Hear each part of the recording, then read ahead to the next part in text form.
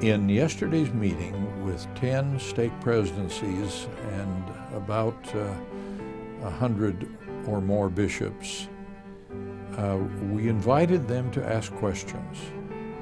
And I was struck with the fact that the questions they ask are identified very well the problems that are faced by every bishop and stake presidency in North America. Do you have any counsel for the increasing number of young single adult sisters that are getting disillusioned in the fact that they can't find a worthy priesthood holder to get married to? That the best thing you can do for a frustrated single woman is to work on the men. We are losing men to activity in their late 20s and in their 30s at a far higher rate than young women, and there aren't enough men to go around. 13 plus years ago, my wife of 46 years died, and I was single for a couple of years. I've tried both married and single. Married is better. And then I met a wonderful woman who had been single into her mid-50s.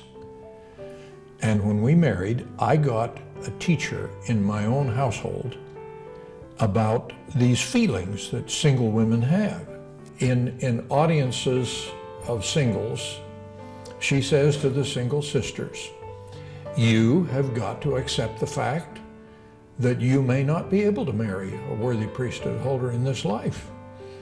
Get busy and make a life for yourself through education, through service, through your employment, and stop sitting around grieving because the Lord didn't have for you the timetable that you desired. Where do you put your A folks, and what are those great growth callings for the new people coming in or the people coming back? I think of the subject of assigning missionaries, and the same principles that apply to your calling of a counselor or a secretary in the Relief Society apply to that. When I was called to the Quorum of the 12, the chairman of the mission, and I was assigned to the missionary council. And the chairman was Elder Packer, and Elder McConkey and Elder Faust were the other two members. And so I was the junior in that situation, and Elder McConkey took me as a younger brother to teach me how to assign missionaries. And so I asked him after 3 or 4 weeks, Elder McConkey, how do you know where to send them? And he said, you're the servant of the Lord, and your action is the Lord's action. You study it out in your mind, and you assign them, and they're assigned by the Lord.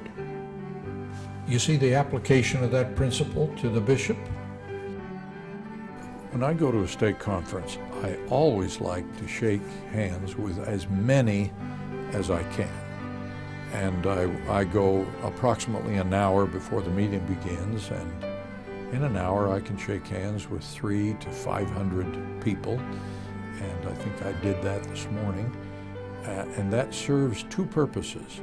For me, it gives me the chance to look into the faces of the people and to feel their spirit. And that helps me speak to them later. It narrows the distance between us to meet them personally, old and young. The second purpose is my conviction that in a few weeks they won't remember anything that I said.